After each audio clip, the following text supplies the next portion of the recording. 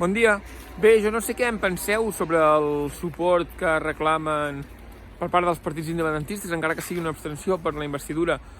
Però, sincerament, demanar a canvi un compromís per una taula de diàleg, jo no em faig prou amb un compromís. No em faig prou perquè recordem que els governs socialistes, tots els governs espanyols, s'han compromès a respectar la disposició addicional tercera de l'Estatut, s'han compromès a pagar tots els deutes que tenen amb Catalunya, s'han compromès a fer inversions, s'han compromès a una millora de les infraestructures del nostre país i de moment no n'han complert cap.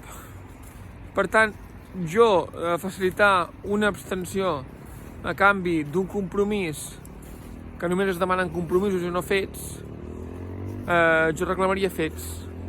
Jo reclamaria acords ja.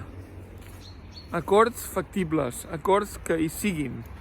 No canvi de compromisos de taules que després no es duen a terme.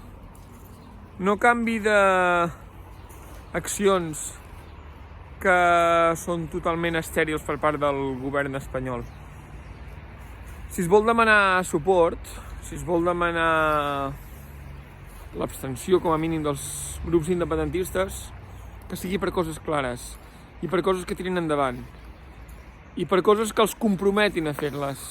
Si no, la posició de la gent la vau tenir molt clara i a més la vau dir en campanya, que si no es parlava del dret a l'autodeterminació i no es reconeixia el dret d'aquest poble, el poble de Catalunya, el dret a l'autodeterminació, diríeu no, i no era no. Per tant, només espero que es compleixi amb això. Jo i centenars de milers d'independentistes que vam donar suport. Amb Espanya no es pot donar xecs en blanc.